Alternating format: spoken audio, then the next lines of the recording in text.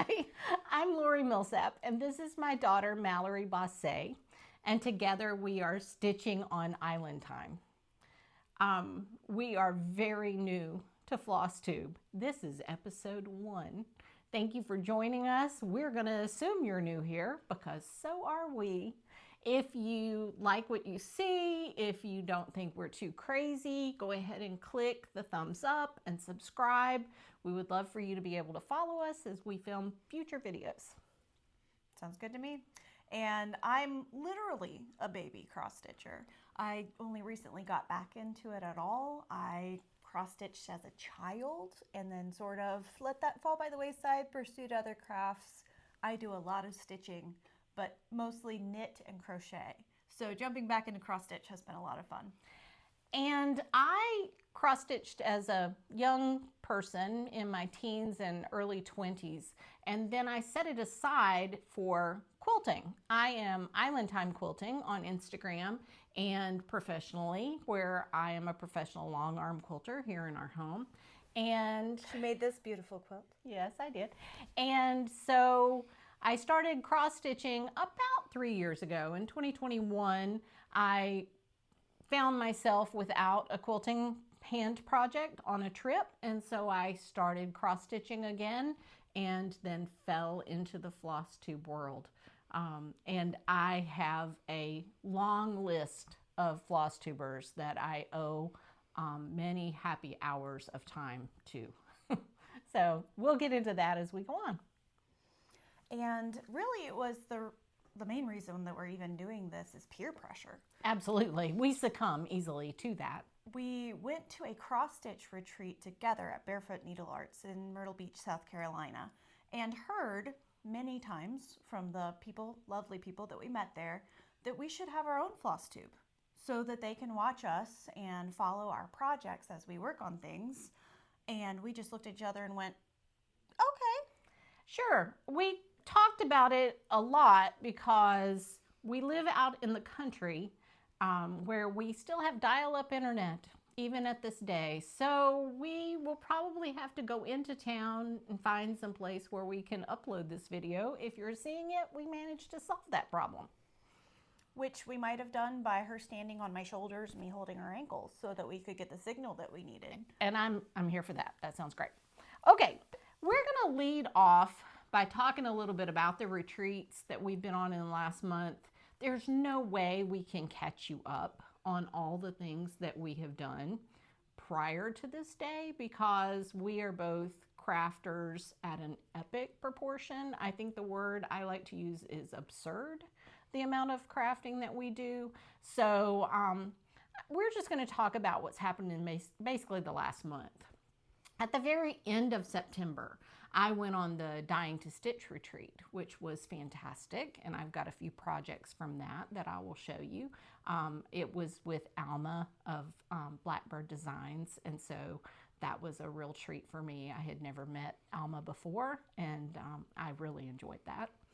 The next weekend, though, and I had to go to that one alone, there was a lot of clamor, as you can imagine, for being able to go to Alma's farewell retreat. That was her last retreat that she was going to do.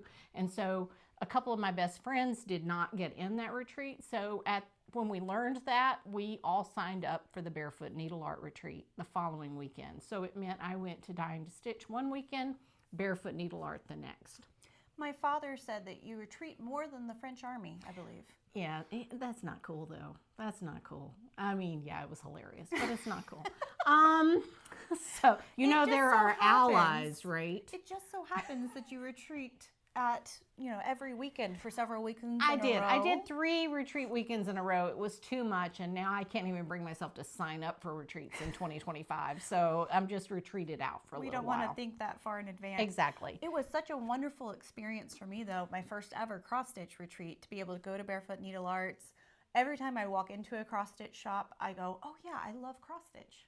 And it's something that I just have to embrace about myself that I'm a little too shiny when it comes to crafting, and it's when I am actually in the environment with other makers and creators that I go, oh yeah, I love this. Yes. I love this. Yes, absolutely. Yeah. Well, so at Barefoot Needleart, Mallory and I both participated in the Smalls Exchange. And then we were so lucky, we were at a table that was called First. So we got to walk up to the table of all the smalls that people had carefully packaged and wrapped and choose from everything. So I chose this wonderful box. It was wrapped so nicely, and actually it had a ribbon tied around it. I'm showing this because I think people sometimes wonder what to include with their smalls, and this was a shoebox that she was smart enough to wrap like this. So it had this ribbon tied around. It had some candy, which I still haven't eaten, and it had a couple of car coasters and a package of napkins from the 4th of July. My birthday's July 1st, and so I'm a sucker for all things patriotic. And this was from Terry Westrope. She stitched this sweet little Old Glory. She says it's an Erica Michaels pattern that she stitched on 32 count linen. Definitely turn it around. And so it's I genius. think this is so smart. If you're going to gift something for a Smalls Exchange, putting your name and when you stitched it and what you used is just spectacular. So So smart. she says this was a freebie pattern that came with 4th of July rules. So, which is really neat to know. Anyway, that was my gift. What did you get at the Smalls Exchange? Oh man, I had so many jealous people come up to my table to see what could possibly be in the fascinating bag that I pulled. Give me just a second here. Here it is. Okay. I had this gorgeous Hocus Pocus inspired project bag. I know, it's And super cute. At the time, thought, oh, what a great project bag. That's the gift. Right. I mean, yeah, And then wouldn't I you? opened it. And inside, she had this beautiful finished, it's just a bunch of Hocus Pocus pattern that she had stitched. That's so great. It's finished so lovely with the same fabric that's on the bag on the back and the little witchy ribbon around the top my edge. gosh. I've been having it hanging just upstairs so that I can enjoy it every day of this spooky season. And not only was there this beautiful thing, but it was also a bag full of goodies, including, I love this, taboo list. Nice. So I've been keeping up with, you know, things that I'm making on my little taboo list, and it came with candy, which has already been consumed. Sure. My children and husband took that away from me immediately. Nice. Another little sticky pad of Oh. ghosts. Those are so cute. It's just adorable, and I got a lot of things on the retreat, so this sort of became my haul bag. Oh, nice. Sure. So I have lots of other fun things in there, but Eliz Schultz is the one that stitched this and gave it to me. She included a little package of needles that say in case of an emergency. Nice. And I absolutely busted into them immediately to make one of the finished pieces I'm going to be showing. So Okay, great. Well, so other gifts that we've gotten recently besides our small exchange, I wanted to make sure I noted when I was at Barefoot Needleart's retreat, I went around the room. My friend Beth Honeycutt, who is the Red Cross stitcher, was seated at a table with 911 stitcher and made by Michelle McGraw, and, you know, like a table full of celebrities. famous people.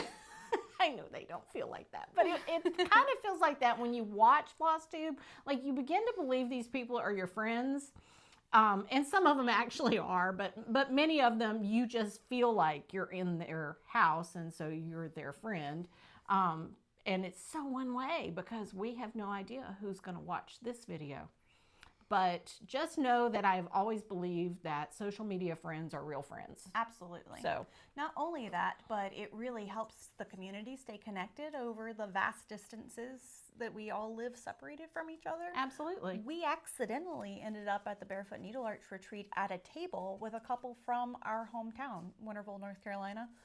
That was so random, and we were able to say, well, when we get back home to North Carolina, you guys need to come join some of our local communities. That's right. So we can all stitch together some right. more. So when I walked up to meet Beth in person and hug her neck and talk to the other ladies at the table, I introduced myself. I'm Lori Millsap. I'm Island Time Quilting on Instagram. And one of the ladies goes, Lori Millsap, didn't I stitch something for you? And so I had participated in the Brenda Gervais exchange, as well as the Blackbird design exchange that Holly, Mrs. Jones Stitches, had organized earlier this year. And so I had gotten this beautiful piece, and I mean, look what it's finished on. Isn't this cool? It's like it's like a little pot, a little, you know, tier thing. It's very farmhouse. I think it says it's from Hobby Lobby, so you can probably find that. But anyway, it's this beautiful piece from Brenda Gervais, and this was stitched by Karen Cawthorn, who I met in person and got to thank in person, which was really great. That is awesome. And then this is the one I got for the Blackbird design swap that I did. Anytime I'm going on a retreat that has a specific designer involved, I sort of stitch all their designs like it's my homework before I get there. I know, it's crazy. You can ask Kathy Haberman how many things I brought last year to the Dying to Stitch retreat because I was obscene, just crazy over it. So anyway, this one was stitched by Nora Silva, and it was the Blackbird design swap that we did. And it's wonderful. It's a little stitchy box that she put, you know, and I can put all kinds of cute little things, but she put my name, customized my name and my birth year on there, which I thought was really great. That's just such a treasure of a gift. Absolutely. Yeah, you know, things like that, that's new to me, but I love doing those kind of swaps. I did a lot way back in the day on AOL, when I was very quilty. I heard the dial-up sound just then. I know. I hosted several block exchanges for quilting. And so we were talking about it before. I said, I hope in 2025 that's something that we can do, is set up some exchanges through social media and maybe do some more of those kind of things, because that's just so much fun to stitch with someone else in mind and give them the gift of stitching. I love that. Because the gift of stitching is really just an investment of time.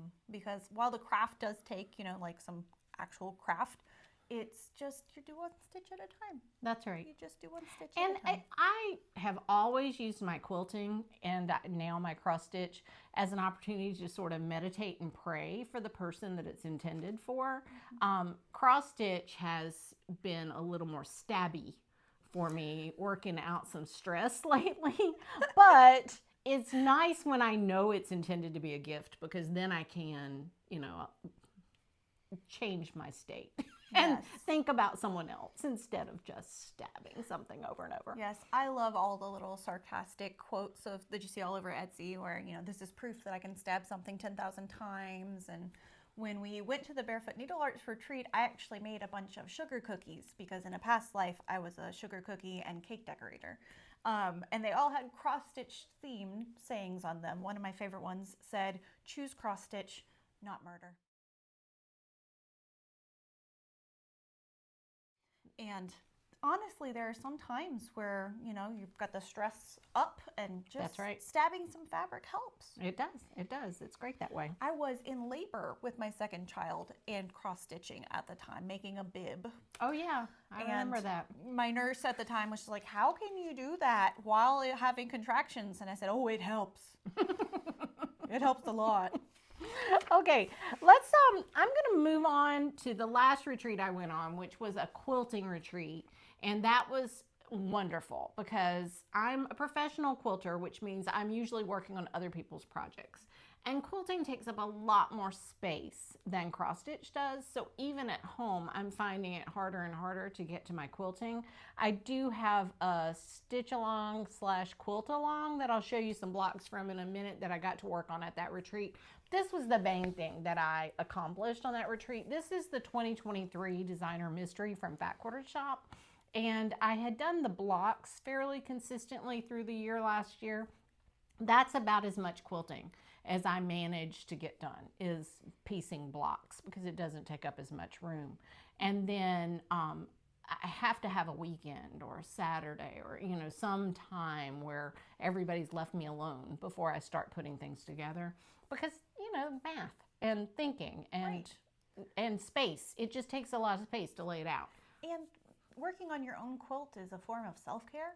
I think you so. have to very thoughtfully set aside time for self-care. Yeah, absolutely. Well, and I'm typically my best customer in my business. I don't let my own quilts lay around. If I've got a gap in my queue, I slip my own quilt in there. So that's what I did. I got this put together while I was on that retreat. It was fantastic. We go down to Oak Island.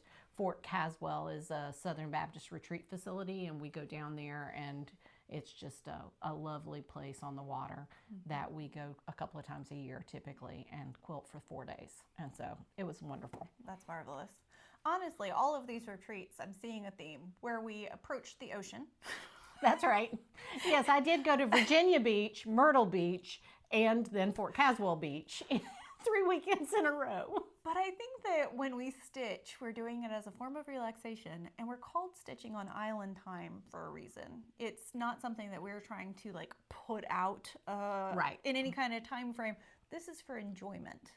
Yes. This is for pleasure. And honestly, that's why my business is named Island Time Quilting. I try to encourage my customers to realize that there are rarely quilting emergencies, that we're doing this to bring relaxation and pleasure into our lives. And so when they bring me things to quilt for them, that frees up more of their time to have a little more island time themselves. And I enjoy the way time slips when you're busy with a project, how you can pass hours and hours and it feels like moments. That's one of my favorite things about the way time works. Feels kind of like time travel. A little bit. Okay, well, should we move on to some of our recent finishes? Yes. Okay, so I am really excited to share my most recent finish for several reasons. The first of which is Mom very generously made all these project bags for us and then for our roommates at the retreat. And my daughter actually made little pulls out of little perler beads as well, zipper pulls.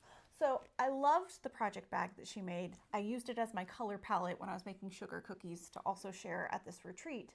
And she said to me, as she was setting this project bag aside, I'm putting things inside the bags as goodies for the other ladies, but because we have the same house and we share the same patterns, I'm not going to put anything in your bag.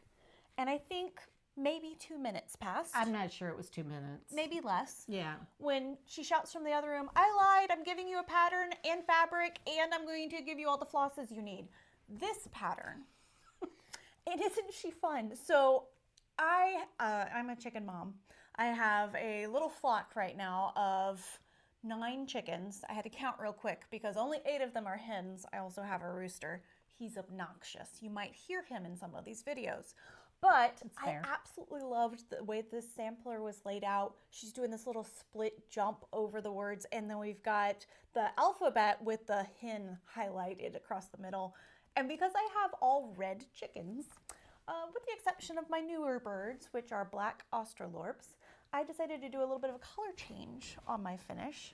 And so I pulled, instead of the blues that were in the original pattern, I pulled reds and burgundies, and look how warm and lovely it is. Isn't it adorable? So this is Hen from Bent Creek.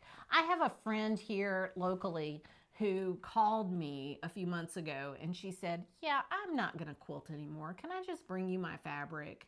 And, you know, I've been quilting for 40 years. The last thing I need is somebody else's fabric. And I said, sure, I'll give it all away. And then I kept a lot. And then she called me about 2 weeks later and she said, I've got all my cross stitch stuff. I'm not doing that anymore. Can I bring you that? And I was like, oh, sure, I don't need it. But boy, I kept a lot. So we have a nice stash of patterns, some that I didn't actually purchase that were just gifted to me. And this old Bent Creek design is one of them, but it had Mallory's name. I absolutely love her. Yeah. I love this little hen. I loved being able to do the color conversion. That was a lot of fun for me. My difficulty was I wasn't sure how I was going to finish it because it's on 14 count Ada. And I did 2 strands loop start methods, so really 4 strands, and that's a lot of strands on 14 count. So it's very, it's sturdy with the stitches. And so I thought, oh, that would make it a great pillow. And Mom had this beautiful fabric that really reminds me of feathers, and with the burgundy and the neutral tones, it just said that it goes together. And then after I had done it on the sewing machine, I was like, oh, and I should add a little border and edging. And because I'm crazy, I decided to use crochet thread. So I did the little buttonhole stitch with the Egyptian cotton around the outside of the whole pillow and then stitched into that as the base for my crochet. And I just did these itty bitty tiny V stitches. But I love how its texture sort of mimics the comb of the hen. And it just makes me really happy. Yes. So, you know, a little cross stitch, a little crochet, a little sewing, all put together, and a little love of chickens, all in one piece. Yes. So that one's great. I love her. Well, so then I was going through, I've got a basket full of things that I've finished in the last 3 years that I haven't fully finished yet. So those will be showing up over the next few months, because that is one of the best parts about FlossTube is you need something to show, so you go through and you figure out things to finish. So I actually did, in fact, finish this one just this morning. So that I would have it to show. I stitched this probably in January. It's winter Quaker. It had a 2024 on it, so if I look back in my book of days, I can probably see that I did it in January. But I turned it into a pillow just this morning and put this little alphabet fabric on the back. I love it. And I did it because, oh, and this is winter Quaker from Primrose Cottage. And I love everything Primrose Cottage. I actually watched their live on Thursday with their new Christmas patterns that are coming out. If you haven't seen it yet, you've got to watch all these cocoa inspired patterns, and I'm going to be buying the whole bundle. They're fabulous. They're fabulous. Well, and I also love Primrose, and so my challenge was that I had something that I was going to show as a work in progress, and then I accidentally finished it yesterday. So it's not finalized as a pillow or anything, but this is my little Quaker that I've been working on. I started it on Coloring Cotton Red Velvet. The actual pattern called for a different color. Let me see what it said again. It said Cherry Cobbler, but I really enjoyed not only having the beautiful pattern to look at, and it is, oh, that was upside down. There you go. Not having the beautiful pattern to look at, and it is an easy to read chart. There you go. Just flashed it. Sorry. But I also enjoyed making a photocopy and actually coloring as I go, because that's super helpful for me to be able to see, okay, I already did that motif, now I'm on this section. And I like that so much better because I am a little scatterbrained, and it helps me to have a visual aid as I'm working. Right. Even more so than she's not scatterbrained, but she has a lot of demands on her time. She has a 9-year-old and a 12-year-old that she homeschools. So between all of her responsibilities as a normal young mom, she also has to, you know, deal with those hormones.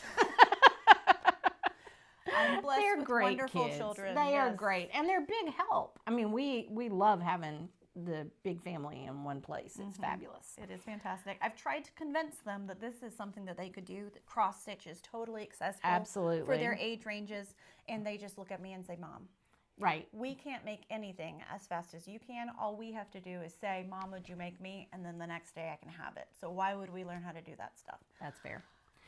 So yesterday morning, I saw on Instagram that Susan, the Felted Pear, and Joanna Figueroa of Fig Tree Quilts had come out with this fig tree inspired cross stitch pattern.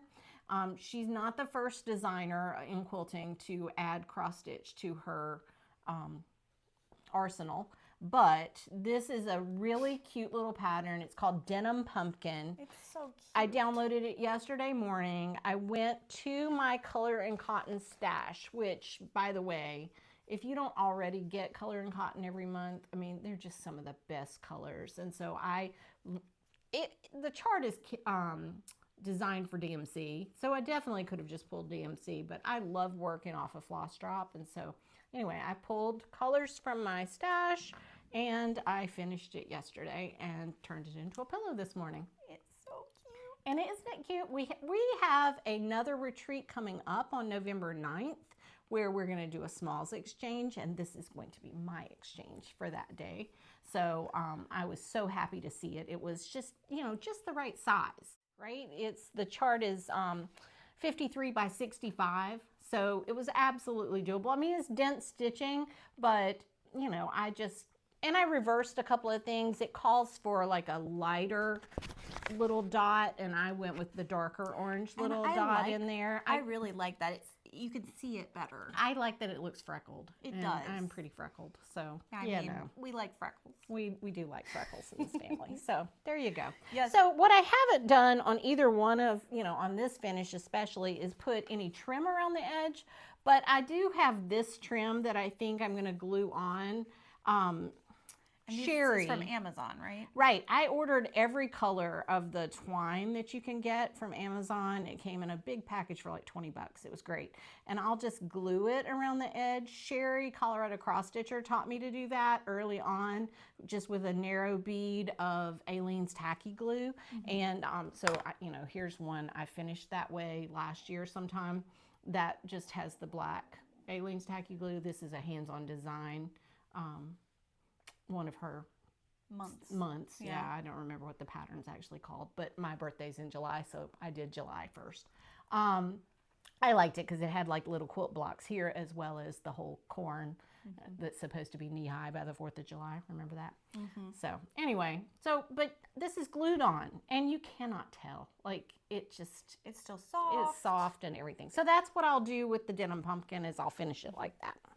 And see, I'm planning on this being my smalls exchange for the same retreat. So I think I'm going to finish it out very similarly to how I finished off my hen, and do a little pillow and then do some micro crochet as my border. Oh, that'll look great. Right. Yeah, that's a great idea. And then I only have a couple of other finishes. This one I finished the week before the Blackbird retreat. So Blackbird Designs, the winter is past. I had this kitted for a couple of years in my stash, just with the fabric and floss tucked in the middle of the booklet, and then this filed with all my other Blackbird booklets. And when it was my birthday this year, I was trying to decide what I would start for my birthday start, and decided that I would just start some things I already had fully kitted. And I pulled 3 Blackbirds actually, and to see which one stuck. And this is the one that stuck. And so I actually finished it the week before, the end of September. The week before I went on that retreat. And so here it is. It's so gorgeous. It was the first thing that I had stitched using a stretcher frame instead of a hoop.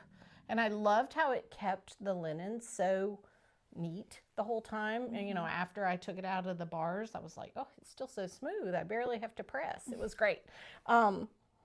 But I got a picture of me with Alma and my most recent Blackbird finish. Honestly, I could stitch nothing but Blackbird probably for the rest of my life and be very content as a stitcher, because it's lovely. One of my favorite designers. You'll see a lot of Blackbird in my work. Probably mine as well. Yep. I love the whole aesthetic that Blackbird has going on. It really, the Quaker look of things really appeals to me for whatever reason. Yeah. And as I make my own designs, like sometimes I'm just like, let's simplify it more. Let's simplify it more. So yeah, I really enjoy it a lot. Yeah, Mallory does a lot of her own designing. I copy other people. I don't design. I design quilts, but I don't design cross stitch. I only design as the mood strikes. That's fair. For example, I have some of my own designs here. We went, my husband and I, to see the new, actually, all 3 of us, you came too. That's right. To see the new Deadpool and Wolverine movie. And it was fantastic. I laughed from the beginning to the end. I left the theater going, I need to make art, because that was so much fun. And for whatever reason, I reached for cross stitch. And so I made my own little tiny hoops. This is Deadpool saying, did we just become best bubs? Because that's such a Deadpool thing. And then Wolverine replying with his stoic, no. And what I love about finishing on little hoops like this, sorry, I'm excited. What I love about finishing on little hoops like this is the way that you can finish the back of them. And so my Wolverine one is red and black on the back, so that it's got a little touch of Deadpool on the Wolverine one. And my Deadpool one has yellow and blue on the back, so it can have a little bit of Wolverine. Fantastic. I just love them so much. And literally all I do is I draw on graph paper what I want it to look like, give myself an idea of colors, and then I hit go and I just jump in. So yes, she's great like that. I think this may be my last finish. I haven't fully finished it yet. It is on a giant piece of fabric, and I left it because I thought that was hilarious, honestly. It kind of is, yes. So I have a fat quarter of 40 count dunes that I got from Hollis Hands Create, and still has her tags on there. This is a fiber on a whim fabric, which I love. Gorgeous. Fiber on a whim colors. So I use them a lot. Anyway, I did this little tiny Prairie Schooler Redbook Santa, and I didn't take it out of this because this is that horrible stuff that I turn the flap backwards usually so that it doesn't stick to my pattern. But it's 2 colors. All the charts in here are mostly red with a little pop of green. Yeah. And so I kept that, you know, my little tag in there, my floss tags, so I could do the others in the chart. But I did this one for Jenny Massini. So Jenny is a cross stitcher who lives in Florida, who lost her home to the Hurricane Helene as it came ashore. She had a house fire that burned everything in her home, and she was at the Dying to Stitch retreat when that happened. Mm-hmm. So a lot of us, with the inspiration from Hobbies of Holly Neal, are gathering ornaments to sort of shower Jenny with some stitched ornaments. And so I'm going to finish this into a little tiny ornament for her tree. I also made an ornament. I know, and Mallory joined in, so show your ornament. And Mallory's is all finished, of course. She's always better than I am at that. No. So what's wonderful is because we have a combined stash, Mom was able to just pull out the stack of all of the different Christmas ornament magazines and things that she had. Well, something stood out to me on the cover of this magazine because my oldest daughter, and I are reading Harry Potter book 7. Oh. And little Hedwig here caught my eye, and I thought, oh, I need to stitch a Hedwig. So I finished this on a hoop using my felt backing method. What I did differently, however, was I added some micro crochet around. So right now, there's my little, it's called the Decorating Owl. The design's by Mr. Jesse Schofield. And it was a delight to stitch. And I think that's the 2023 Christmas ornaments from Just Cross Stitch magazine. Yes, it is. So a special holiday issue. Yeah. So if you're looking for the pattern, you probably have it in your stash. I had a lot of fun because I didn't really have every color that it called for in the DMC, so I just pulled colors that I thought would work. And then happened to go into the store needlepoint.com while I was in the Raleigh-Cary area for a doctor appointment, and got very taken in by the walls and walls of all the gorgeous fibers. So the branch is actually made out of silk flax. So I've got this little raised textured bit of branch there. That was really fun to work with. The seed buttons came from there as well. And then I added the little seed beads, not buttons, all the way around the edge, doing it both in crochet, and then I stitched an extra round of them all the way around because I just thought it needed a little bit more color. But it's wonderful. I love her so much. So as soon as I get mine finished, which probably will be this weekend, then Mallory and I will be contacting Holly and mailing her a package so she can get those to Jenny in time to decorate. So that was really fun.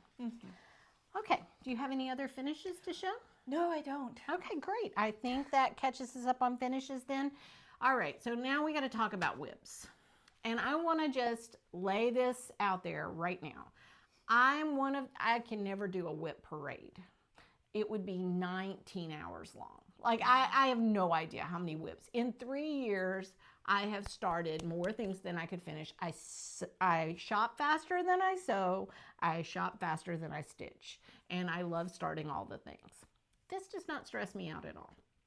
Because what I do with all of the projects that are in project bags that I've worked on seasonally and then not finished is I put them away and I treat it like a deck of cards that I can draw a poker hand from every month. And so typically in my book of days, I make a list on this side of the things that are in my poker hand for the month. And I've done Whip Go, and I've made some progress with Whip Go, and I've done some other things. But like, here's my October. So you can see some, and I just write I mean, you know, here's September. I just write in pencil because of years of being a mathematician, and I make a lot of mistakes that I'm happier to erase than mark out. So anyway, and I just write down what I stitched on that day, and I don't really keep up with the number of stitches or the hours I spend, but although that is fun to keep up with. yes, and in some projects I get that because I use my iPad and have Markup RXP for a few projects. But let me start. I'm going to start with this one on top because I've got a teetering pile of whips over here that I don't want to fall over. This is a project bag that I bought this month from Starry Owl Stitchery, and I loved it so much. I love this kind of vintage Halloween look. I just think it's great. And I started Crochet A Go-Go's Halloween sampler.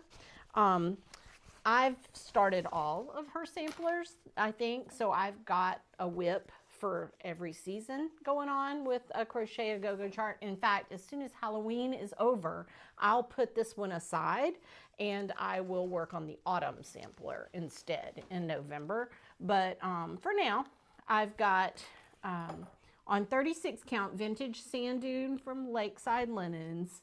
I have the Halloween sampler. Here's my threads.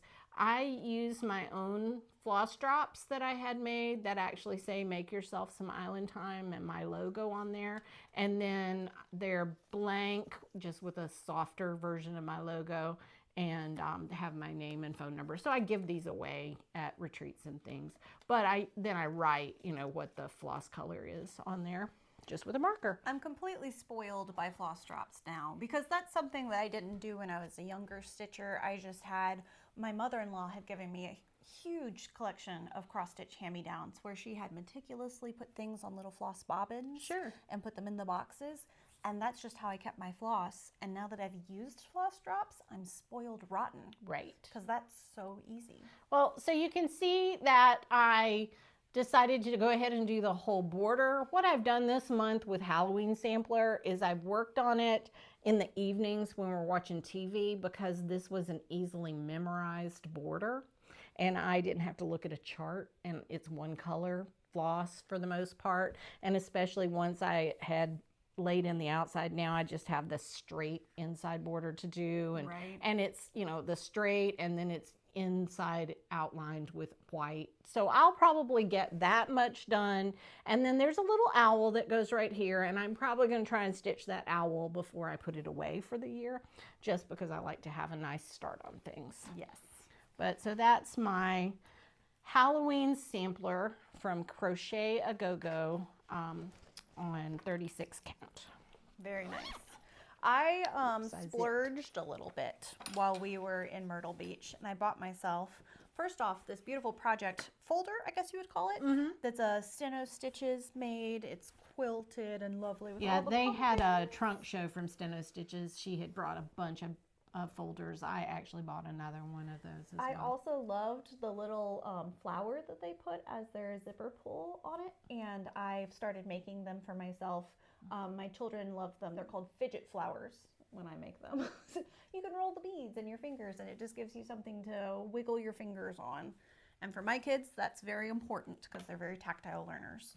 But it's gorgeous, and on the inside it has this beautiful pocket where I keep my pattern for the Blue Flowers small, spooky autumn smalls. I've started working on the little raccoon guy because I could not resist. And so I bought myself, while I was at Barefoot, a fat quarter of the pistachio color and started working on it. Had to immediately make a color substitution. Sure, when you pick a different color background, Well, sometimes that happens. Some of it is that, and the other part was they just didn't have the color called for Sure. this first pumpkin. Yeah. And I had picked up this floss simply because it called to me and were my favorite colors, those ranges of greens I adore. And so I had picked that up with no plan in mind and then sat down to start stitching, and Mom said, well, why not use that one? And I said, why not indeed? And so I jumped right in. I've immediately gotten off count with the other pumpkins, so I'm going to have to be doing some unstitching on them. But for right now, I am happy with my little start because that guy is just super happy. Very cute. Very cute. I really want to make all of these because they're Sure. just so delightful. And I have all of the colors stashed in my little folder as well. Great. And you got all that while you were there? I got it all. I just went ahead and kitted Fantastic. it the whole way out. Oh, I even got myself, this was a little extra bit, but this little black cat needle minder. Nice. That's from Flamingo Toes. Yes, I Yes. bought myself a Flamingo Toes needle minder Their as needle well. minders are so nice. Yes. And this one, I have a affinity for black cats, and so it said that it needed to come home with me, and so its home is in my little pumpkin folder. Nice. I made this project bag. I have been practicing to figure out if I could make regular project bags. I've made a few with vinyl fronts, and I like the ones that are scrapbooky, you know, patchy on the front, and not scrapbook, patchwork is the word I meant. There you go. But anyway, I like that, and I'm never fast enough to buy one from all the designers who make them, so I thought, well, maybe I can figure it out. And so I made this one from some Lulu Boutique jelly roll that I had laying around, and I am working on a little bit of spring. This is actually a sal that I started on August 1st with Kim, the contented needleworker, and probably a bunch of other people that I didn't pay attention. We were in a room together at the Midsummer Stitch, which was the summer version of the Jingle Ball. And she said she was starting that, and so I ordered it. So anyway, I've made a lot of good progress, and I really hoped I would finish this in October, but I've just been working on too many things. And so I've gotten a little bit more done in this month. I've mostly been working right here in the center. But all I have left to do, you know, is just to fill in this and then the little bud flowers around the edge on that border.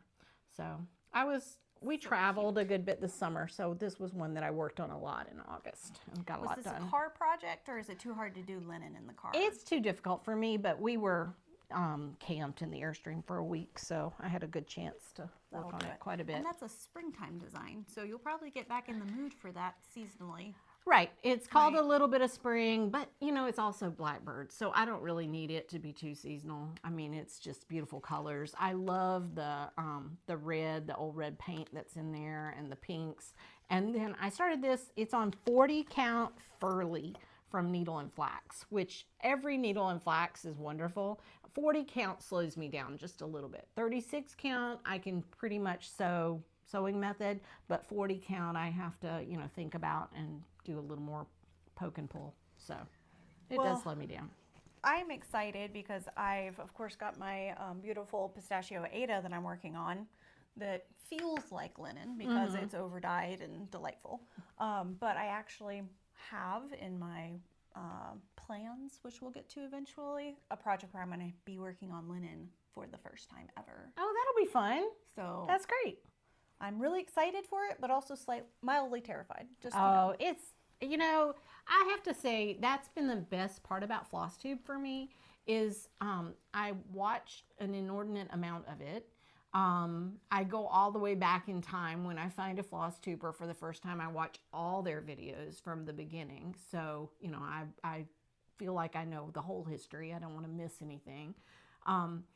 And I think it's that constant renewing of my mind that made me feel like, oh, I just need stronger readers. Oh, I just need, in fact, this month, due to Brenda's recent forays into 56 count, I ordered 56 count linen for the first time. So I haven't stitched on it yet, but I have the sampler ready to go, and I'm going to stitch on 56 count. And, you know, I just went from being a 14 count stitcher to stitching on whatever I feel like the project needs.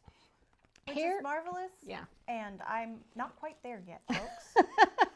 We'll get there, as they say. That's right. So my next whip is from the Walker Sisters booklet.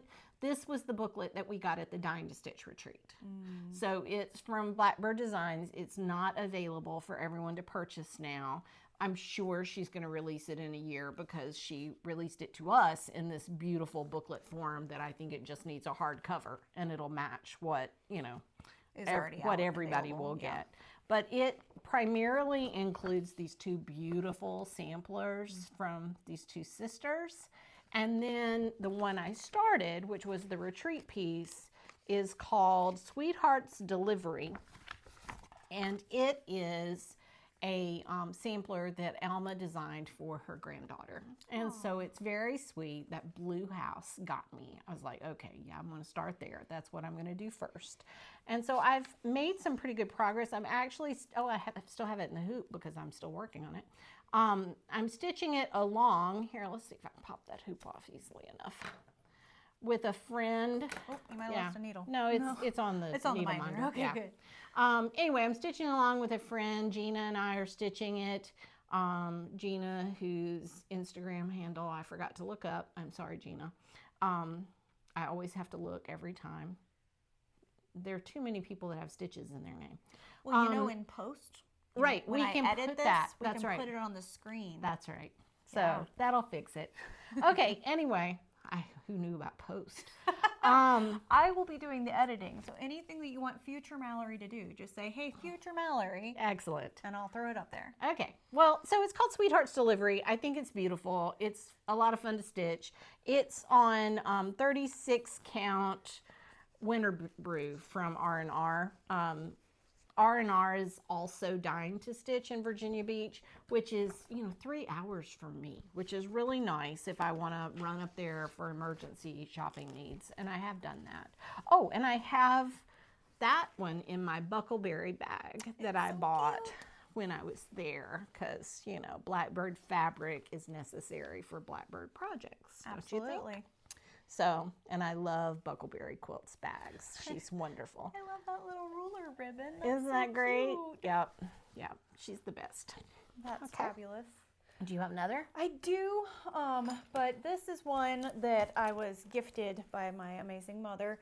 I had started working on the summer version of this and then was shocked to discover that there were other seasons as well. And not only were there other seasons, but she was just going to give them to me because she's awesome like that. Yeah, when I first started back into cross stitching, I got all of the things from Fat Quarter Shop and I stitched a bunch of them. A lot of Lori Holt, a lot of those kinds of charts, and I love them and I have them decorating my house. But I've sort of progressed to do more and more samplers and more traditional stitching, and so I'm not doing as many things like that anymore. Well, the whole packaging of this from the Housewives, Stitching with the Housewives, I think is what they're called. It's just so nice because it comes in a little bag that matches. It says Fat Quarter Shop and Stitching with the Housewives. It's got a little zipper pull guy that matches the seasons. This was their quarterly stitching seasons with the Housewives. Yes. And so I have the pattern in here and all the floss in one bag, but I'm not going to try to pull that out. This is as far as I've gotten on this one. And this was actually stitched in an evening at Flossy Floozies. Okay. So we have a local stitch group that we go to once a month on a Thursday night, and we're called the Flossy Floozies, which is great. We're actually going to have a retreat here locally in Greenville, North Carolina on November 9th. We'll have some more next year, so if you find out about this after the fact and you are close enough to come spend a day with us, we'd love that.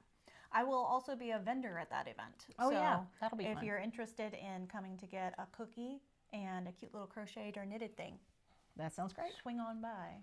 I've been making lots of cross-stitch related things lately, like needle books. I can actually show you some of the ones that I've made here.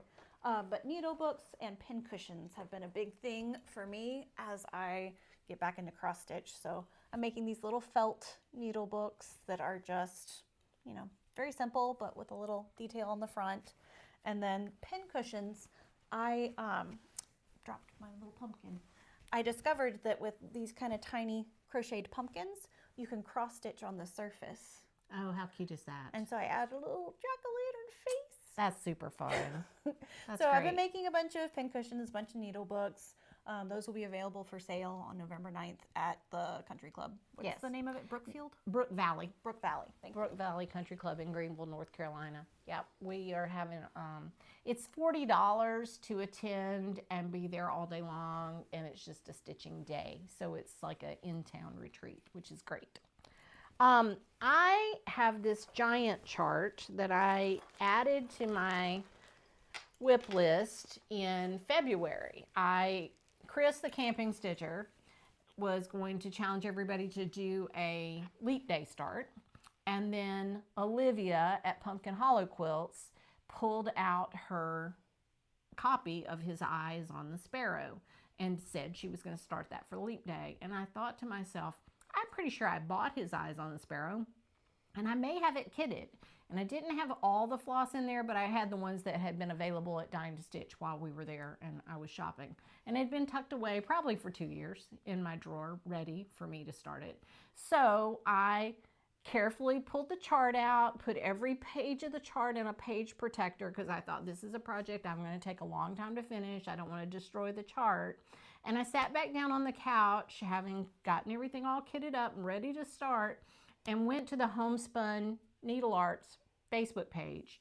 And somebody said, I just downloaded the PDF of His Eyes on the Sparrow so that I can start that for leap day. And I went, there's a PDF? How wonderful is that? So I immediately went to the Heartstring Samplery website and downloaded the PDF.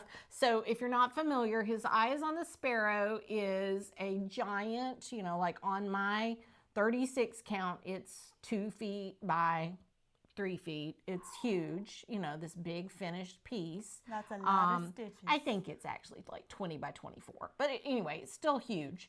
And it's a lot of stitches. It's about 50,000 stitches. It's not as many stitches as full coverage people do, but it's fair. Still a lot of stitches. I was amazed how many full coverage people there were at the retreat. Oh yeah, we saw a lot of beautiful pieces. Because full coverage has never appealed to me personally, but there are lots of folks that's what they enjoy stitching, and that's wonderful. And I love watching it. Jessie Marie Does Stuff is one of my favorite floss tubers to watch. She and I almost never stitch the same kinds of projects, and I adore watching her videos. I watch every minute. As soon as she goes live, I'm on there. So anyway, I started this in February. Oh my It's huge. gosh. I'll let Mallory hold some of it too. Look how big it is. Oh my gosh. So, I mean, I'm only at about 40%.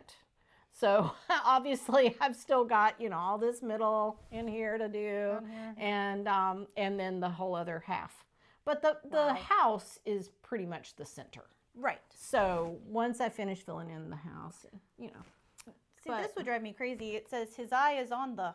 That's right. I'm completely stopped I would have to finish there. that thought for sure. Well, I've delayed it. So I technically only work on this on the 29th of the month. But that is not the way my work schedule has gone on this because it's so much fun. Like, it's a little dopamine hit every time you finish a motif. So yes. I have spent many more hours working on this than I expected to. I have not worked on it yet in October. So for the month of October, I literally will start this on the 29th and I'll work on it probably the 29th and 30th. And on the 31st, I'll have to work on Halloween. But, so I won't get as many stitches in this month, but I love working on it, and I expect to finish it in 2 years instead of 4, because if I do finish it in 2 years, then I can start the companion piece, which is called Consider the Lilies, and it's the same size, and if I could get it done in 2 years, then I would have gotten them both done in a leap day cycle. So that's sort of the way my brain works. So I can see it. I can see it. That's just nice. That is nice. Well, for whatever reason, this season, the spooky season, is my preferred season for stitching.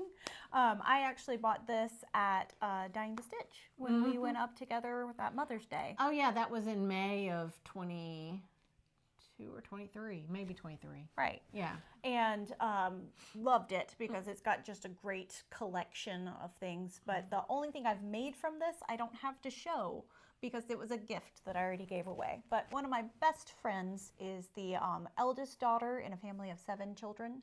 And so she's very affectionately called the witch. And, and it's great. I did a little one, it says, If the Shoe Fits, and it's little witchy feet. Perfect. And it was my first foray into using the not DMC. Oh yeah. My first time using Colorworks, and it was delightful, and I had so much fun making it, and everything in this appeals to me. Sure. I pulled it out this morning and just went, oh, and I want to make that. Oh, and I need to make that. We need to make you another Halloween project bag that you can just go ahead and serge fabric, kit them all up together. Have we'll them all do that. kitted and just have like We'll put just that in your plans. grab one from my grab Yeah, bag, we'll work on that because you can work on that through the through the winter season. I mean, they have such great Wicked without coffee. That's adorable. That's wonderful. Yes, See? I love everything Primrose Cottage does. I've already said that, but I'll say it again. Oh, and I can show this as well because I'm a stitcher in more ways than one.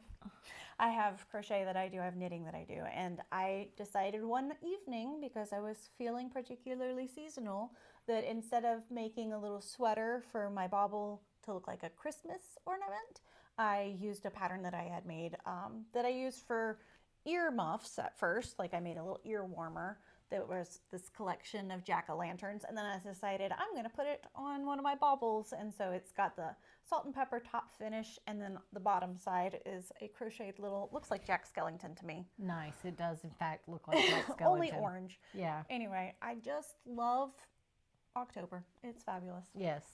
Well, and it's really funny because her sister's birthday is actually in October, and we've always called it, for years now, we've called it Magtober, because from the first day of October through Halloween, every day is supposed to celebrate her sister Maggie, not Mallory.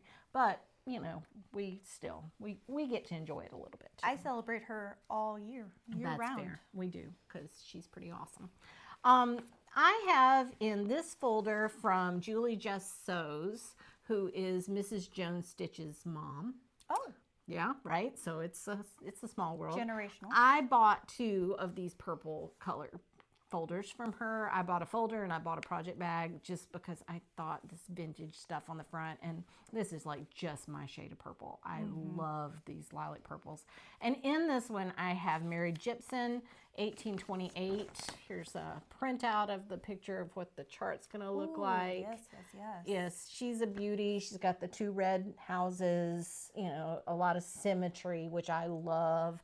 I was watching Carol Saltbox Stitcher, and she said this was an exclusive from the Homespun Needleart page. And I remember when it was, and I bought a lot of those exclusives, and not many of them are finished. And so at some point, I just kind of go, I'm not buying this one. And I buckle down and I don't order it. Well, I didn't order this one, but now it's available. And you can just go straight to Whilst Iris Snaps Designs website, and you can just download that PDF. So I stopped Carol's video, and I went straight to Whilst Iris Snaps, and I downloaded the PDF. And so then I went stash diving because I wanted to make sure I didn't have to buy any more than I had to. And I actually had the vast majority of all these week's dye works that are called for. I had to pick up a few when we were at Barefoot Needleart. But it's a big chart, and I went ahead and did, again, this easily memorized border first. This is the top edge. Okay. Oh, so She's a biggie. she's another big girl, but because I have plenty of things going, I just wanted to make some headway. Beth, Red Cross Stitcher, is gonna stitch this one with me, and so I'm thinking that for now I'm just pulling a couple of strands of the baked apple that I'm doing right now, and I have it memorized. I don't even have to pull the chart out. It's in my markup. I bought the PDF. So anyway, I'm just stitching like 5 every morning, but with my coffee, just to get all the way around this. And then I'll come back. There's this wonderful color, Camellia. That's the next color. Like, it's just so great.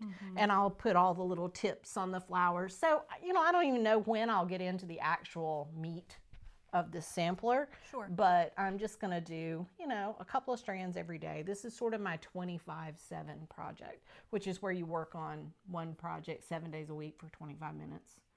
And, you know, just give it 25 minutes and then put it away. And that way... That's how we're supposed to exercise too, right? Yeah, I'll do that as well. No. Anyway, yeah, so that's Whilst Iris Snaps, Mary Gypson. And I really enjoy that one. It's going to be a beauty. You know, who knows when I'll have it finished in 10 years. At some point, we're going to have to do just a not a parade, but you know, whatever you call it, where we actually film or at least photograph nicely all of the finished pieces hanging around the house. Oh, sure. We'll bring a few in as we keep going with this, because I have a feeling this is already running kind of long just based on our chattiness. Well, but it's fine. That's why they're here, right? Do you have any more whips? I don't. Okay. No, I had a couple of little things I wanted to share haul-wise. Okay. Well, here's Pumpkin Farm. It is one of the anniversaries of the heart pieces from Blackbird Designs, and it was one that I kitted and took to be a new start while I was at my retreat with Blackbird, because you know, my experience is that stitching a house is easy enough. Right. You know, it's a rectangle. You can't get too far off. You know, I literally started with I think all I got done maybe was the door and like around the door. You know, it was a very small start. So anyway, this is where I am. I have the house outlined, ready to do some fill of the color of the house. And it's just one of my October seasonal kind of things. But it inspired me to go ahead and invest in, so I'll transition sort of to haul, the other anniversary of the hearts pieces. So I think I'm going to stitch them all. They're small. They're, you know, like 5x5 finished on 36. So I'm going to stitch them all individually and have like a dough bowl with all of them. Right. But, and I don't quite have all of them. I have Snow Garden, you know, this is sort of calendary. And they're you know, numbered, right? They're so numbered. This is pattern 1. Right. I have 1 and then I have 4. So I don't have 2 or 3, and I don't know what they're called. So I'll have to figure that out. And then I have Farmhouse, which is number 5. It's so cute. And I have Happy Birthday, which is number 6. And one of these has the way that you would organize them if you wanted to do a solid Yeah, you piece could of do it fabric. as a big, huge thing. That's right. And here's Swan Lake, number 7. And see, I think Swan Lake would look really beautiful with all of the Brenda Gervais patterns that are coming out this year that all have swans on them. So if you were into swans. Clara Ellen is just a little sampler. That's number 8. Here's number 9. Pumpkin Farm's number 10 for October, right? And then here's 11, Evergreen Lane. And then 12 is Elizabeth Jane. So I have a lot of them. I think I'm missing 2 and 3 and maybe one other one. I don't remember. But I'll figure that out. And I have all that, by the way. I made myself the day before I went to the Dying to Stitch retreat. I made myself a couple of project bags from the Blackbird fabric that I already owned. So, and we got this really great. It says DTS Retreat bling from 5 Times Blessed. She does a lot of these kind of that's great things for the retreats. Yep, wonderful. So I think that is all of my cross stitch whips. Again, only because that's what's in my poker hand this month. Right. I Because have you have far more than that. 1 or 2 more than that. I have a adequate number of whips. I do have a quilting whip, and I'll go ahead and talk about it. Since I talked about a little bit of spring being a Sal, I'm going to go ahead and say we've got the Hamilton Gardens quilt that a bunch of us were in a table at the Midsummer Stitch, and we were all quilters. So Nancy, the Disorganized Stitcher, Stephanie, the New England Stitcher, me, there were other people in the room that were also quilters, some beginners, some who've been doing a long time like I have. And so we picked Hamilton Gardens as one that we thought beginners could get into. It's from Bonnie Hunter, who, by the way, was very affected by Hurricane Helene. So if you want to buy the Hamilton Gardens pattern to bump Bonnie a little $10 purchase, I'm sure that that would be a fantastic way to send $10 to the mountains. But so we have to make a bunch of blocks that look like this. Kidding. Yeah. And I've got a little stack going. There's a few more, but but I've made a bunch of them, and then I kind of stopped partway. I've got these that have just the top and bottom borders on, and so you know I made the middles, and you know they're just real scrappy. This is my American Jane fabric scraps, and I thought it was just going to make a bright, happy quilt. So we don't have to show So beautiful. Yeah, it's going to be fun. And it goes together like a chandelier quilt. So it has like this chain of points. You know, it's set on point. So okay. it'll be a neat one. When I get it done, we'll hang it back here for a quilt. We sort of took inspiration from Carol and Jen, the two tall stitchers, to have a quilt behind us. That, and there's no place in our house that is neat enough if we don't hide it with a quilt. So that's mainly why we have that there. It's just a bookshelf. We could have books on display, but Sure. why do that when you can put a quilt back there? Exactly. Okay. The other haul that I wanted to make sure I mentioned, besides my anniversary of the heart and my fig tree pattern, which, by the way, like I said, I bought this yesterday morning. It's at Fig Tree & Co. It's so inexpensive. I think it was $3.50 maybe. It was a very inexpensive PDF download that was very easy to do. And Susan, what's Susan's last name? Vaughn. Susan Vaughn is the designer, but she's the Felted Pear on Instagram, and she and Joanna do things together quite a bit. So, and I think they're at Quilt Market right now together. Nice. Then the other piece of haul that I have this month is Katie. It's going to be in my plans, but it's Katie Strachan's color conversion of Thomas from Not Forgotten Farms. I had to buy Thomas, which is, you know, the chart. And then I downloaded I didn't download. I bought the paper chart because while I was there, I not only got Thomas, but I went ahead. You can't buy one thing. I got Farmhouse, Sweet Farmhouse, and Merry Harvest, both of which I have not kitted yet, but look at the sheep. But they're so I mean, cute. look at the little, so sweet. I'm a sucker for anything with sheep. We And both then, are. yeah, and then Thomas. So I'm excited to do Thomas. I still have a couple of other Katie conversions that I've purchased that I haven't started yet. So this will be, you know, just marinating for when I have time to get to it. I think that's perfectly fine. I agree. All right. So so Thomas is coming up probably in November. I hope to start that. But when we talk about November plans and haul, I got this bag from Barry at Stitch Folk. This is my very first Barry bag. And I was so excited when I was able to get one of her tomato bags. So a lot of people have gotten them this month. And it's funny how many of us were all like, I've just never been able to get one before. So this was the time when we all managed to get a Barry bag. High demand. They are. Oh yeah. yeah? Oh yeah. Barry's bags sell out lickety split. She does beautiful work. While we were at the Barefoot Needleart retreat, we met Susan Robity, who is a gardener's needle.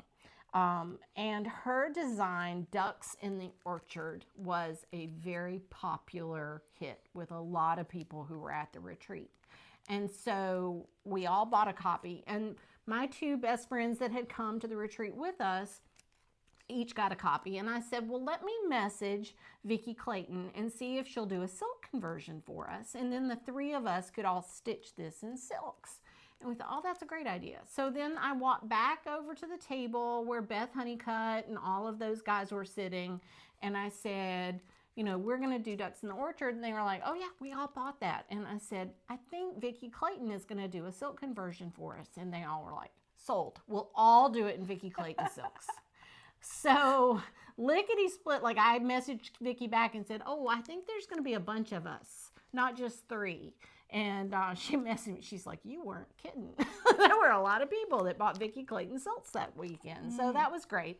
So we're going to do Ducks in the Orchard. I keep my silks in these little boxes that you can get on Amazon because her silks come on these spools. You've probably seen them before. They're wonderful. But I decided that I would stitch mine on a piece of Mackinac fudge from Needle and Flax that I had in my stash. And so the picture on the cover of Ducks in the Orchard is very purpley, but only because they couldn't get good color quality. It's actually on a chocolate brown fabric that the Barefoot Needleart dyes that's called Dirty Pirate. And it's a lovely fabric, but it just doesn't photograph quite the way it is in real life. Right. So anyway, I did a test of all the silk colors on the corner of Mackinac Fudge and decided I loved that. So anytime I get a chance to work on Needle and Flax linen, I do. And this is just a piece that I bought sometime when she said she had some, and I went, oh, well, any fabric named fudge, just I need that in my delicious. stash. I need it. Right. So Yes. anyway, I love it, and I think it's going to be a neat combo. We are starting a stitch along for Ducks in the Orchard. It's got the complicated hashtag Ducks in the Orchard Sal on Who's Instagram. going to remember that? I know.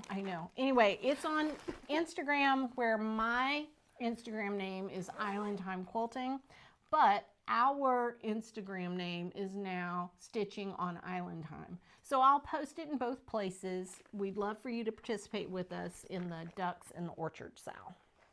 Yes, that one's gorgeous. Yeah. And it's just outside of my range. You know, I could do it, You could do it, absolutely. but it's just formidable. No, you could do it.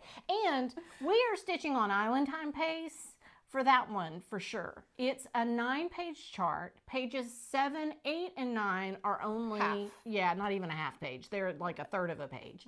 So really pages 1 through 6, reasonable size. It's a large readable chart, and we're gonna stitch half a page a month.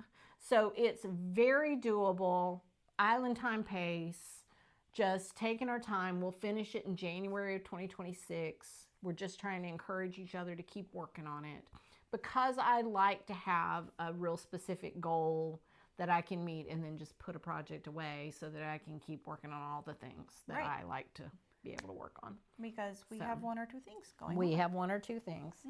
And then I'll just show my other 2 plans. I also made this bag, and I can't remember. I guess I got this bling while we were on the retreat, and I tied this ribbon on here. I was much more creative than I usually am. I don't usually do all that fancy stuff. But I have a couple of things kitted. So I bought Patchwork Crow when I was at Dying to Stitch, and I have it all kitted and ready. And this is what I usually do when I kit something, is I just put the fabric, and so I've got 36 count sandbar from Color and Cotton. I've got my tag in here, and I haven't actually put all the floss on floss drops yet. I literally put the DMC hanging on my seam so that I can floss drop it, because that's actually one of my favorite parts of starting a project, is Kitting. doing that. Yeah, Kitting it all I pretty. just love touching all the fiber and getting ready, and so my project tag has a place for date started, and I haven't got anything written in there because I don't You have haven't started it yet. I not only haven't started it, but I don't even have a demand. Like, I don't have to start it on November 1st. I don't have to start it for anything special. My dad's birthday is November 5th, so I probably will start something that day. But honestly, this is the one I was thinking I'd start for his birthday, just because it's so pretty. It's another Whilst Iris Naps.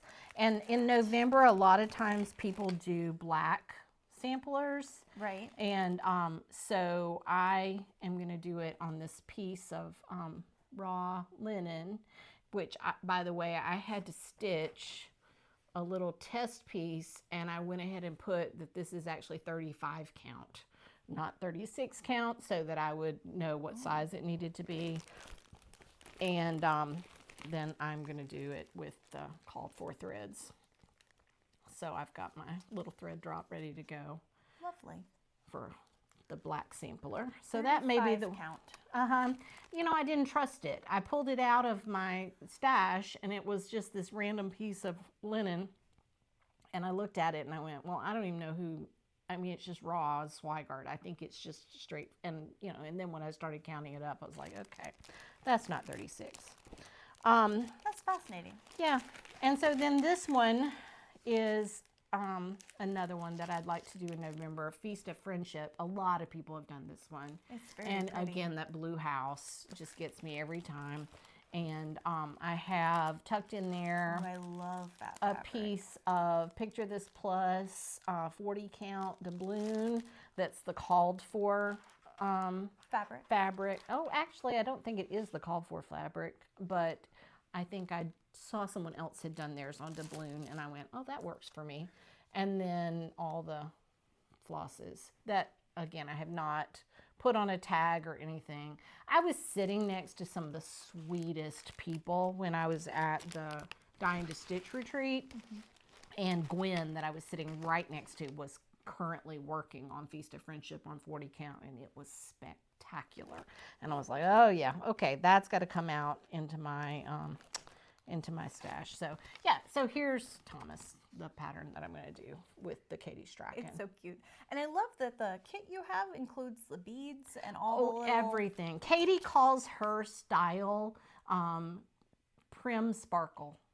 And so several of the things that I have, her conversions, they just have that little extra zip to them. I love that. I love it too. I like a little bit of sparkle. My challenge is having worked with DMC's sparkly threads and cursing them every stitch I made. Right, that's different. I've had some bad experiences, but the sparkle that I used for my owl's eyes, the little yellow sparkle, was delightful to work with. Okay. So if I can find the right fiber that won't fight me while I'm stitching, I'll be a much happier camper. Yeah. But adding the beads and the bling and things like that kind of detail work really makes me happy. I saw Sherry, Colorado Cross Stitcher, has just gotten the rights to reproduce some patterns from a designer who retired, and then one of them passed away, and they lost all the designs that were on her computer. And you know, so like there was just some things going on. So anyway, Sherry's reproducing these because they're very popular and people love them. And she was talking about particularly the angels that she had just stitched that call for Krynic, the sparkly stuff. And that was her first time. I mean, she's a very experienced stitcher, and it was her first time to stitch with sparkly stuff. And I guess if you don't routinely stitch like Mirabilias or, you know, some of those that call for metallic threads, like I just don't. Like, not only don't I just avoid them for the most part. Yes, but sometimes I get too big for my britches, and like the design that I did as a wedding gift where I did their married name and their wedding date, and then I decided, a little bit of sparkly thread will really make this. Right. I worked through it. Like, I just pushed through. Sherry said what she does is cuts really short pieces and then uses a needle threader so that she's careful not to separate, you know, like if you try to push it through, then you're going to break those strands. I guess because of the way that I just rotate my hand as I'm working, it just starts twisting. Yeah. And then stands up funny. Sure. Won't lay flat. No, I think that's normal. Gets on my nerves, you know. I think that's normal. I also like stitching in hand. I was always a hoop stitcher, like as a child. That's how I did it. But I've really been enjoying the last few things that I've made. I've just stitched in hand, and it's comfortable. I go every which way. I stitched my little denim pumpkin yesterday. I stitched it in hand. It was too small to think about even finding a hoop. And I picked 14 count Ada because I was trying to find something that would make me go really fast. But turns out 2 strands of floss slows you down even if it's 14 count. So I think next time when I stitch that one for myself and it's not a small to give away, I probably stitch it on 36 count just so I can stitch with 1 strand. Yeah. That's why I'm not undoing my colors, because I think I'll just probably go ahead and make another one for me on 36 count because it's just so sweet. Yeah, and this 18 count Ada that I worked on for the Quaker was with 1 strand, and it had been so long since I'd done anything that wasn't loop start. That I had to retrain myself, and like didn't want to do knots on the back of my work and all that stuff. So just, you know, fiddling until I found something that worked well for me. Right. And I think I figured it out. But well, we're coming to the end of all the things that I had to talk about. I have a huge list of FlossTube people that I would like to mention just because I feel like we stand on the shoulders of giants before us. All of you who have shared so transparently your love of this craft. I think I mentioned a lot of you, but I'm seeing a few names here that I know I overlooked. So Celeste Creates is another homeschool mom that I watch every time she has a video come out. Wonderful, and I love the things that she makes. She's also a quilter as well as a stitcher. Fat Quarter Shop, I mean, Dennis thinks Kimberly Jolly is one of my close personal friends based on the number of packages that I get addressed from her. But I am very thrilled that I realized in 2021, after I stitched that very first piece, that there was also a thing called FlossTube, and it's really Fat Quarter Shop's fault. You know, it's Kim's fault more than anything, because I would always watch their quilting videos, and I always spend a lot of money on quilting fabric. But once I realized there were things that I could buy, and between Kimberly and Lori Holt, who I already adored in the quilting world, you know, the jumping into cross stitch made it a lot easier because of them. And then I'm thinking that I've named everybody else on this list. That's great. That's awesome. I had a couple of things that I still wanted to show, if that's okay. Absolutely. The folks that shared our table at Barefoot Needlearts were just so sweet. And ironically, we just sat with them because there were the right number of chairs available, and then discovered we're all from the same town. So Phoebe and Randall Mills are precious, and we had so much fun stitching together while we were at the retreat. And Randall finished his very first ever cross stitch while we were there. He was the first finisher of the weekend. First finisher, and it was his first ever cross stitch. It was a Lindy Stitches bird pattern. I sent it to Stephanie. She was so excited to see it. She shared it on her social media. I mean, how cool is that, honestly, to finish your very first project while you're at a retreat with other stitchers? So he got to go up to the front and ring the little bell, and everybody's clapped, and he held up. It was so much fun. Yeah. But over the course of getting to know them, Phoebe had mentioned that she had grandchildren that enjoyed Pokemon. I'm a first generation Pokemon enjoyer myself, and my children now also enjoy Pokemon. Sure. And when she said, "Oh, I have a cross-stitch book of Pokemon patterns. Would you like to have it?" I thought that was going to be something that was said in passing and then never actually came to fruition, because that's how I do things. But Randall and Phoebe then also ordered cookies for a birthday coming up. And so when I came to bring cookies, Randall brought me the book. And it is very cute. It's one of the... They have several different Pokemon books. There's a Pokemon crochet book and then a second Pokemon crochet book. And I've seen them in the stores before and just never really picked it up for myself.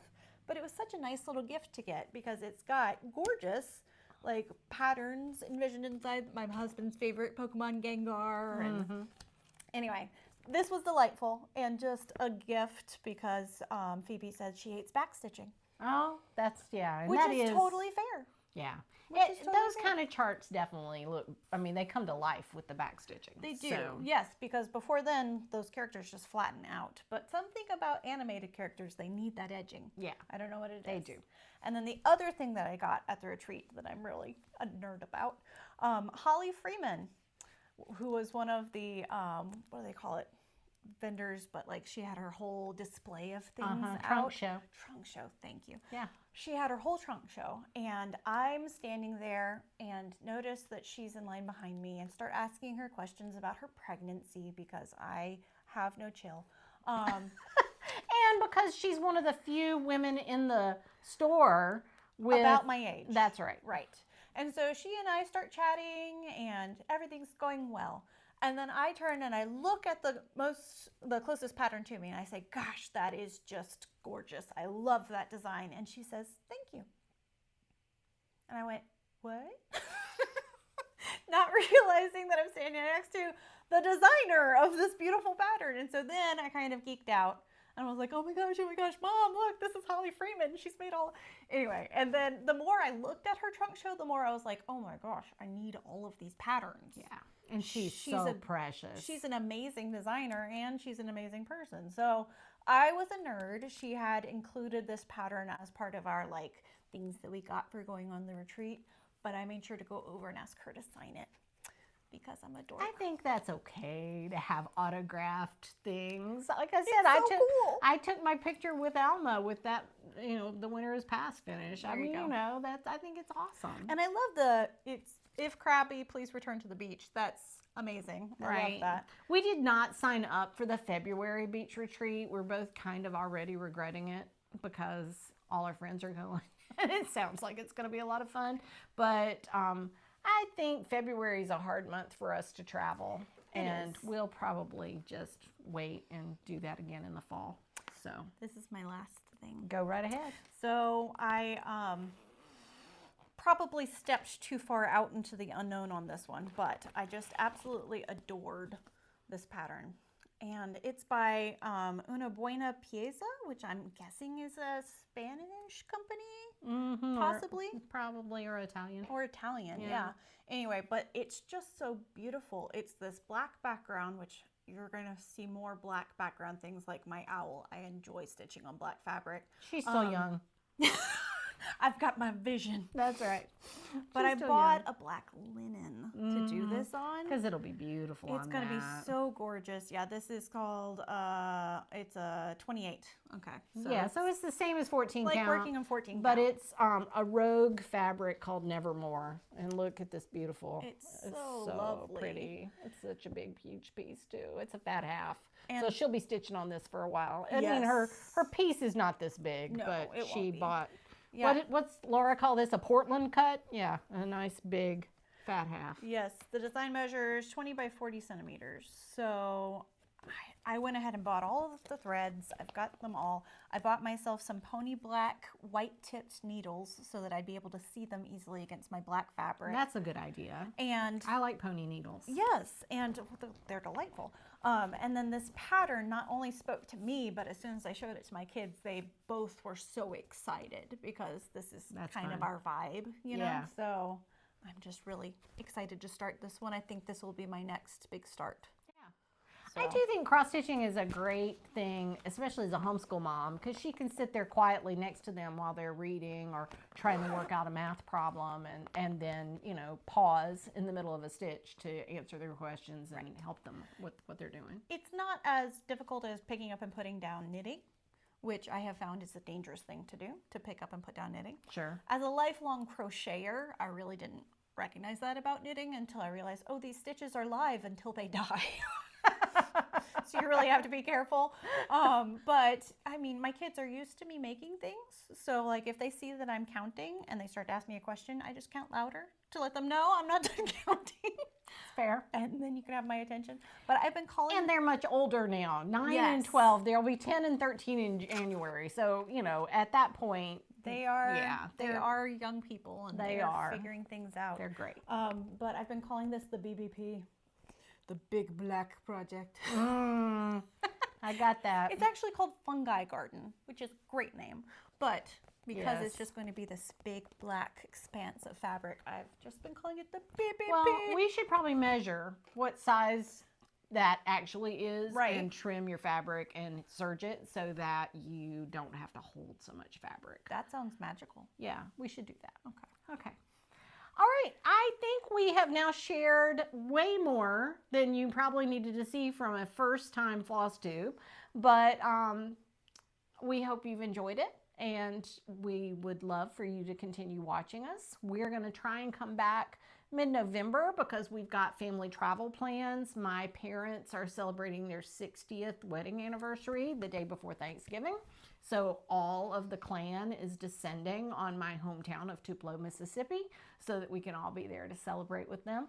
And that's going to be great. Even the Canadians are coming down, so that's going to be so excited. So awesome. We have new babies in the family. I haven't even got to meet yet. That's right. We've got babies that were born in July and September, so we'll have so much fun snuggling the new ones and seeing all the ones that are growing and the younger cousins who are all adults now, which is just sort of odd, but Very but strange, awesome. But yes, that's awesome.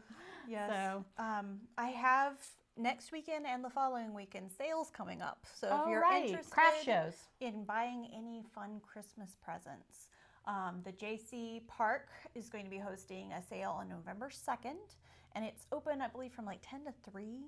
I bought all my Christmas gifts there last year. It was so great because it's all these little independent artists who are making things like pottery, and it's fantastic way to support local artisans and spend your money on things that don't come from a big box store. Most of my family can buy what they want for their holiday, you know. And again, November 9th is when we're doing our day of stitching. So if you're local to Eastern North Carolina and you are interested, you can still sign up, I believe. Oh, yeah, I think so. We still have some space. I'll put a link in the description for them to be able to click on. That sounds good. Yeah, and it's going to be on November 9th. I think it's from 9 to 4. Yes. And it's $40, but that covers all your snacks and a lunch. So we don't even have to, bring anything like that. We can just stitch without. Yes, but because they don't have a baked goods thing in their country club, I'm able to bring my cookies to share. So there will also be cookies.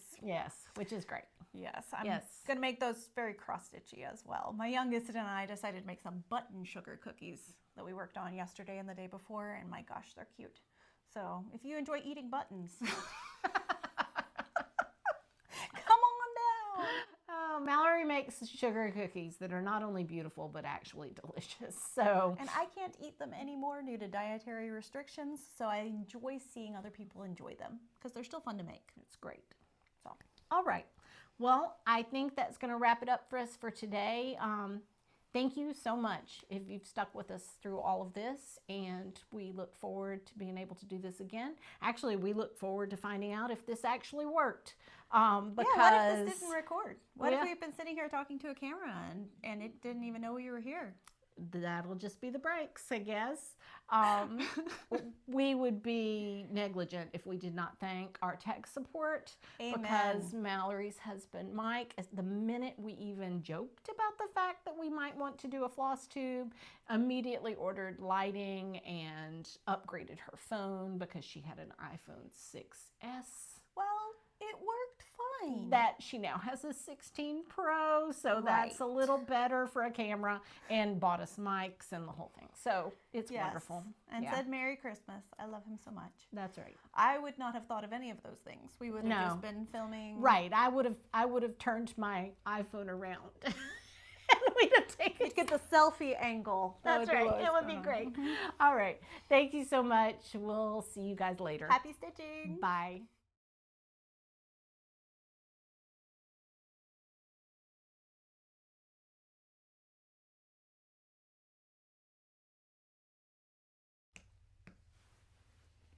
I hope that turned off. Maybe. It's flashing. Well, maybe. We'll see. Well, I'll go check. Okay. Because we can stand up. That's right. Now we're done. Sitting for so long. And I'm very curious. I think we were at least an hour and a half. You think? Uh-huh. It is still recording. Try pushing the button again. Okay.